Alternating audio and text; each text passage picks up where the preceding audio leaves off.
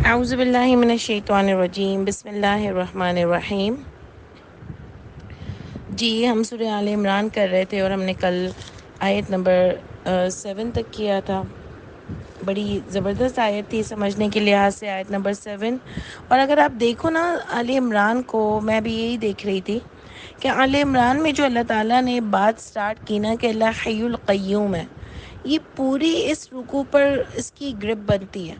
مطلب اللہ کی تو ہر آیت میں گرپ بنتی ہے، لیکن جو اللہ تعالیٰ نے حی القیوم کا چیپٹر یہاں پر سٹارٹ کیا ہے نا کہ وہی ہے سب سے بڑا سپریم اتھارٹی، ہمیشہ قائم رہنے والے، ہمیشہ زندہ رہنے والے، انتقام لینے والے، عزیز غالب ہونے والے، حکمت والے، یہ ساری چیزیں آپ کو حی القیوم میں نظر آئیں گی کہ اللہ تعالیٰ ایک سپریم پاور ہے۔ اور اللہ تعالیٰ پھر اپنی کتاب کی بات کرتے ہوئے بتاتے ہیں کہ تمام کتابیں اللہ تعالیٰ نے نازل کی ہیں، سب پورے جہان کے لیے ہدایت تھی، سب فرقان تھی، یعنی صحیح اور غلط کی۔ فرقان کا میننگ کیا ہے؟ فرق کرنا، صحیح اور غلط کی پہچان دیتی تھیں، سب آیتیں تمہارے فائدے کے لیے تھیں۔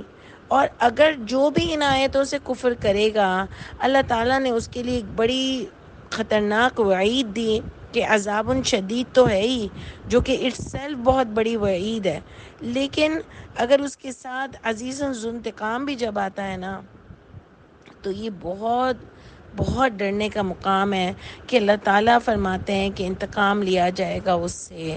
یہ کتنی بڑی بات ہے۔ اور آپ کو پتہ ہے نا انتقام کس سے لیا جاتا ہے؟ دشمن سے۔ اور اللہ تو اپنے بندے سے بہت پیار کرتے ہیں، لیکن جس نے کسی کے ساتھ ناجائز کچھ کیا ہوتا ہے نا، غلط چیزیں کی ہوتی ہیں نا، تو اللہ تعالیٰ کو اتنا غصہ آ رہا ہے کہ اللہ تعالیٰ نے یہاں پر ورڈ لیا عزیز، یعنی غالب ہیں، قادر ہیں، ہر چیز کرنے پر قادر ہیں، اور وہ ذو انتقام، بدلہ لیا جائے گا اس سے۔ اور اللہ کہتے ہیں تمہاری کوئی چیز مجھ سے چھپی بھی نہیں ہے۔ اور اللہ تو کہتے ہیں میں تو وہ رب ہوں، یعنی اس میں بھی آپ دیکھو وہ حی القیوم کی بات آ رہی ہے کہ تم جو دوسرے رب بنا لیتے ہو، اللہ کے سوا کوئی معبود نہیں ہے۔ اور اس پر میں نے آپ کو بریفنگ دی تھی کہ ہم مسلمان ہوتے ہوئے بھی کئی لوگوں کو، اپنی ذات کو ہم نے معبود بنا لیا ہے۔ اللہ کہتے ہیں معبود تو وہ ہوتا ہے جو حی القیوم ہے، معبود تو وہ ہوتا ہے جو ہر چیز پر غالب ہے، معبود تو یہ رب ہے تمہارا جو ماں کے پیٹ میں بچے کو، رحم کے اندر بچوں کو شکلیں دیتے ہیں۔ یہ کیسا کمال ہے۔ اللہ وہی بتا رہے ہیں اور اس آیت کے بعد بتاتے ہیں کہ لا الہ الا ہو هو العزیز الحکیم، یعنی یہ شان ہے اللہ کی، تو رب اس کے علاوہ کوئی اور ہو سکتا ہے؟ اللہ فرماتے ہیں بتا کیوں نہیں یہ سارا رب کا، کہ اسی رب کی یہ کتاب ہے جس سے تم کفر کرتے ہو نا، جس کو تم نہیں مان رہے ہو نا، یہ اسی رب کی کتاب ہے، سمجھ رہے ہیں؟ تو اس کو مان لو۔ میرے اور آپ کے لیے بھی اس میں کیا لیسن ہے کہ خدا کے لیے جھوٹی باتوں میں مت آؤ، اور یہ جو کتاب ہمارے رب نے ہمارے لیے ہدایت اور فرقان دی ہے، اس کو میں اور آپ نیچے کر کے اپنی گردنوں کو جھکا دیں، سمینا و طعنا کر لیں، جو آپ نے نیک لوگوں کی، جو اللہ تعالیٰ نے سورہ بقرہ کے لاسٹ میں ہم کو بتایا کہ وہ کہتے تھے قالوا سمعنا و طعنا، یعنی ہم سنتے ہیں اور ہم اطاعت کرتے ہیں، ایسے ہم ہو جائیں، جھوٹی باتوں میں نہ پڑیں، ہمارے لیے قرآن کافی ہو، اور ہم ڈنکے کی چوٹ پہ یہ بات کہیں کہ قرآن میں ہر چیز کی تفصیل ہے، اور اگر کوئی کہے کہ تم کو یہ سمجھ میں نہیں آئے گا تو ہم ڈنکے کی چوٹ پہ وہ آیت لوگوں کو سامنے رکھیں کہ ہم اس آیت پہ بلیو کرتے ہیں تفصیلہ لکل شیء ہے، اور دوسری بات ہم بلیو کرتے ہیں کہ بینات ہے، ایزی ہے، للناس ہے۔ بینات وہ ہوتی ہے کہ روشن، تم کو بھی دکھ رہا ہو، مجھے بھی دکھ رہا ہو، سب کو دکھ رہا ہو، وہی بینات ہوتی ہے، اس کو بینات کہا جاتا ہے۔ سمجھ آ رہی ہے؟ تو یہ سب کے سامنے ہم یہ بات رکھیں گے، سب کے سامنے یہ بات رکھیں گے کہ یہ بینات ہیں، یہ سب کو نظر آئے گی، اور ہم اس چیز کے علاوہ کسی چیز کو بھی اللہ کی بات نہیں مانتے، اور نبی کریم صلی اللہ علیہ وآلہ وسلم کی ذات وہ ذات ہے کہ وہ اللہ کے سوا کوئی بات کر ہی نہیں سکتے۔ پھر اس کے بعد آیت نمبر 7 بڑی سمجھنے کی آیت تھی، جس میں اللہ تعالیٰ نے ہم کو بریفنگ دی محکمات اور متشابہات۔ اللہ نے محکمات کی ڈیفینیشن دی کہ وہ ام الکتاب ہے، وہ ماں ہے کتابوں کی، یعنی مین فنڈامنٹلز ہیں اس میں، مین پوائنٹس ہیں اس میں، مین قانون ہے اس میں. وہ ایکچولی اس پوری اس کی امپورٹنٹ جو بات ہے وہ محکمات ہے. ٹھیک ہے. اور دوسرے متشابہ بھی ہیں، اس کو ہم نے سمجھا تھا کل کہ متشابہ یہ ہے کہ اللہ جسے چاہے ہدایت دیتے ہیں، جسے چاہے اس کو چھوڑ دیتے ہیں. اللہ جسے چاہے مرتبہ دیتے ہیں، جسے چاہے اس کو چھوڑ دیتے ہیں. تو لوگ بھی پھر اس بات کو اپنے مطلب کے لیے گھما لیتے ہیں کہ اچھا تم نے پردہ کر لیا ہے نا، اب مجھے بھی اللہ انشاءاللہ ہدایت دیں گے تو میں بھی کر لوں گی. تم نے اچھا یہ حج کر لیا تو اللہ تعالیٰ انشاءاللہ مجھے بھی بس ہدایت دے دینا تو میں دوسرے دن کر لوں گی. تو یہ ساری باتیں سمجھنے کے لیے ایک تو نیت کا صاف ہونا ضروری ہے. اور اللہ ہی عقل والوں سے بات کر رہے ہیں کہ ہر متشابہ کی محکم ہے. اور کچھ متشابہ وہ ہیں کہ جنت دوزخ کی بات ہو رہی ہے، فرشتے جو ہمارے ہیں اس کی بات ہو رہی ہے، سائڈ پہ ہیں، کہاں ہیں ہمیں نظر نہیں آ رہے، ہمیں کوئی تفصیل نہیں پتہ، لکھی جا رہی ہیں تو منہ سے کوئی بات ہی نہیں نکالتے، وہ لکھی جاتی ہے، کہاں ہے ہمیں نہیں پتہ. برزخ کی زندگی کیا ہے، قبر کی زندگی کیا ہے. تو اللہ کہہ رہے ہیں وہ جو لوگ جو فتنہ کرنا چاہتے ہیں نا وہ اس کے پیچھے پڑ جاتے ہیں اور اس کی تعویلات نکالنے بیٹھ جاتے ہیں. لیکن جو تعویلات اللہ کے سوا کسی کے پاس ہیں ہی نہیں، کچھ کی تو ہیں، جیسے متشابہت کی اگر ڈبل آیت ہیں تو کچھ کی تو تعویلات ہیں، لیکن باقی تعویلات ہیں ہی نہیں. یہ جنت دوزخ اس کی اپنی مرضی سے برزخ کے اوپر، قبر کی زندگی کے اوپر آپ نے پوری کتابیں چھاپ دی ہیں سوال نامے پر، تو یہ تو کوئی چیز ہی نہیں ہے. معراج پر کتنی باتیں کر دی ہیں، معراج کی تو کوئی بات ہی قرآن میں ڈسکس نہیں ہو رہی. اور اللہ کہہ رہے ہیں جو راسخون ہیں، جن کا مضبوط علم ہوتا ہے نا، جو ایمان والے ہوتے ہیں، جن کے اندر کوئی کجی نہیں ہوتی، جو شک میں نہیں پڑے ہوتے اللہ کی کتاب سے، وہ کہتے ہیں یقولون آمنا بھی، ہم تو ایمان لائیں جو بھی اس میں لکھا ہوا ہے، ایکسٹرا کی باتوں پر بحث نہیں کرتے. کل من عند ربنا وما یذکر الا اولو الالباب، اور نہیں نصیحت حاصل کرتے سے مگر عقل والے. یاد رکھیے گا آیت نمبر 7 میں خاص تنبیہ کی گئی کہ عقل والوں سے بات ہو رہی ہے. تو میں اور آپ عقل والا بننا چاہتے ہیں نا، تو پھر ہم کو بہت دھیان سے محکمات پہ اپنی توجہ دینی ہوگی. متشابہات کو، جو متشابہ ہدایت والی ہیں اس کو ٹھیک کرنا ہوگا کہ اللہ قرآن میں محکمات سے جو بتاتے ہیں کہ جو رجوع کرتا ہے میں اس کو ہدایت دیتا ہوں. باقی جنت دوزخ فرشتے، اس کو جو اللہ نے لکھا ہے نا ہم کو بس اسی طرح اس پر ایمان لانا ہے اور ہم کو اپنی جستجو محکمات میں رکھنی ہے انشاءاللہ تعالی. اچھا دیکھیں عقل والوں سے بات ہوئی، اب آگے کن کی بات آ رہی ہے؟ دیکھیں راسخون فی العلم کی بات ہو رہی تھی نا کہ وہ دعا بھی کیسے کرتے ہیں. جیسے پہلے بھی سورہ بقرہ میں بھی اللہ تعالیٰ نے جو لاسٹ کی آیت میں ہم کو بتایا اس میں بھی نیک لوگوں کی بات ہو رہی تھی نا کہ وہ کس طریقے سے دعا کرتے ہیں، ان کا لائف میں مشن کیا ہوتا ہے. تو وہ بھی آپ نے غور سے دیکھا تھا جو ہم نے لاسٹ آیتیں پڑھی تھی سورہ بقرہ کی، کہ وہ کس طرح سے معافی مانگتے ہیں، دعا کرتے ہیں، ان کا ایمان کیا ہوتا ہے، وہ کوئی نبیوں میں فرق نہیں کرتے. اس طرح سے یہاں بھی دیکھیں اب جو راسخون فی العلم ہوتے ہیں نا، جن کا علم زیادہ ہوتا ہے، اسٹرانگ ہوتا ہے، ایسا نہیں ہے کہ وہ کوئی بہت ہی شیخ العلم، اور ہمارے یہاں جو اتنے 7 10 سال کے کورس بتا دیے گئے، ایسی بات نہیں ہوتی ہے. وہ قرآن کو اتنا اسٹڈی کرتے ہیں، جیسے آپ بھی ماشاءاللہ اس میں سے بہت سارے لوگ ایسے ہیں جو قرآن کو کئی بار اسٹڈی کر چکے ہیں. تو مجھے پورا امید ہے کہ ان کو بھی بہت سارے اس کے زاویے پتہ چل گئے ہوں گے. وہ ایسی ایسی تعویلات نکالتے ہیں نا کہ مزہ آتا ہے. ہماری کلاس میں بھی جب میں کلاس میں پڑھا بھی رہی ہوتی ہوں اگر، تو وہ لوگ مجھے اتنی اچھی چیزیں بتاتے ہیں کہ میری نالج میں بھی اضافہ ہوتا ہے. تو یہ ہوتا ہے قرآن پہ دھیان دینے کا اور اس کو پڑھنے کا. جتنا آپ پڑھو گے نا قرآن کو، جتنا مطلب عربک کی بات نہیں کر رہی ہوں میں، جتنا آپ اس کو سمجھ کے پڑھو گے نا اتنا آپ کو اس کے اندر سے اور چیزیں ملتی چلی جائیں گی. اور اتنی خوبصورت کلام ہے کہ ہر بار آپ کو اس میں سے کوئی نئی اچھی چیز سیکھنے کو ملے گی. تو دیکھیے اس میں کیسے اللہ تعالیٰ بتا رہے ہیں کہ لوگوں نے کیسے دعا کی کہ رب بنا، اے ہمارے رب، لا تزغ قلوبنا، نہیں آپ زنگ میں لائیے گا ہمارے دلوں کو، بعد اذ ہدیتنا.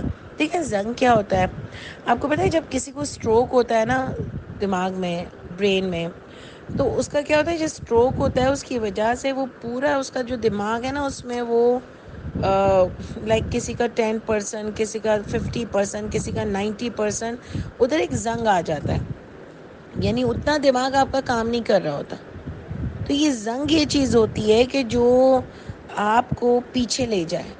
سمجھ آ رہی ہے؟ تو یہاں پر یہ بات ہوئی کہ اللہ کو فرما رہے ہیں کہ اللہ تعالیٰ جب ہمارے پاس ہدایت آ گئی تھی، لیکن کیا بات آئی کہ ربنا لا تزغ قلوبنا بعد اذ ہدیتنا، یعنی جب ہدایت دے دی تھی آپ نے تو اب ہمارے دلوں میں زنگ نہ ڈالیے گا. یعنی ہمارے پاس جب یہ قرآن آ گیا ہے، ہم اس کو پڑھ رہے ہیں، ہم اس کو سمجھ رہے ہیں، جو راسخون فی العلم ہوتے ہیں، کہ ہم بھی اب جاہلوں میں نہ اٹھنے پائیں قیامت کے دن.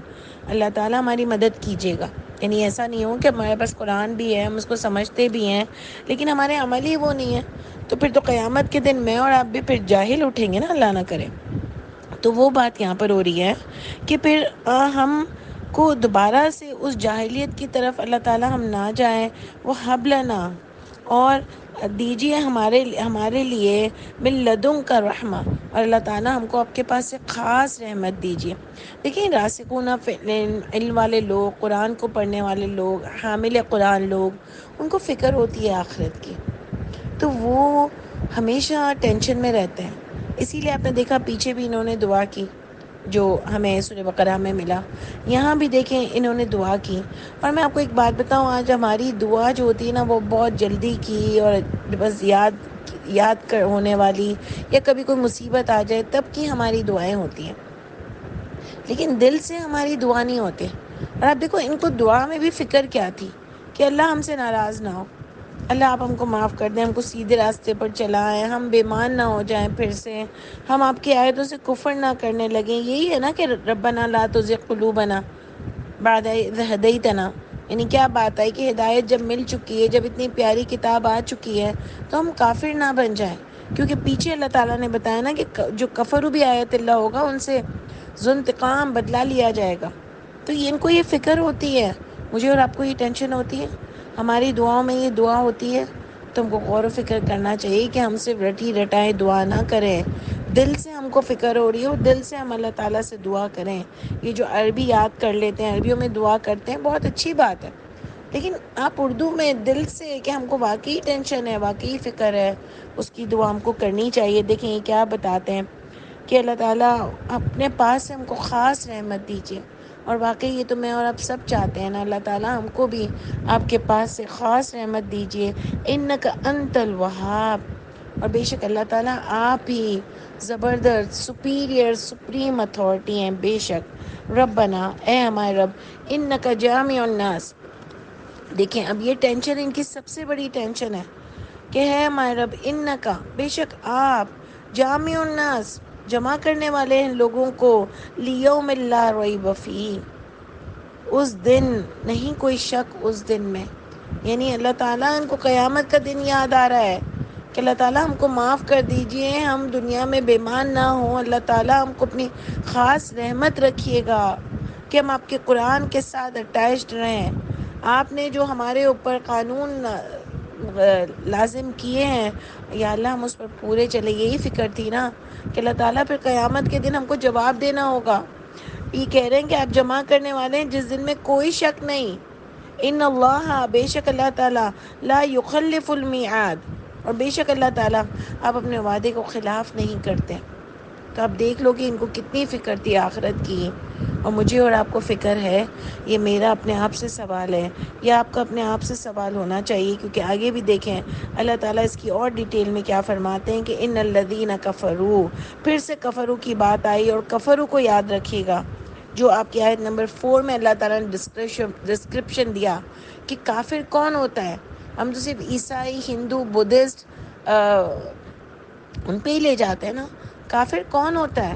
کافر وہ ہوتا ہے کفروا بآیات اللہ، جس نے اللہ کی آیتوں کے ساتھ کفر کیا ہو، وہ ایکچوئل کافر ہے.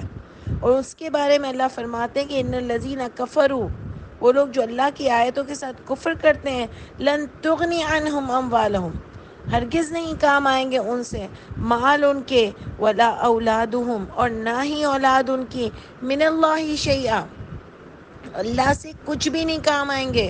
اس کا کیا مطلب ہے کہ دنیا میں صرف انہوں نے مال کمایا ہے اور اولاد کے بلبوتے پر دنیا میں ناچتے تھے، اللہ کے آگے اللہ کو کچھ سمجھتے نہیں تھے، استغفر اللہ، اور غرور میں مبتلا تھے. اللہ کہہ رہے ہیں یہ تم سے کچھ بھی کام نہیں آئے گا.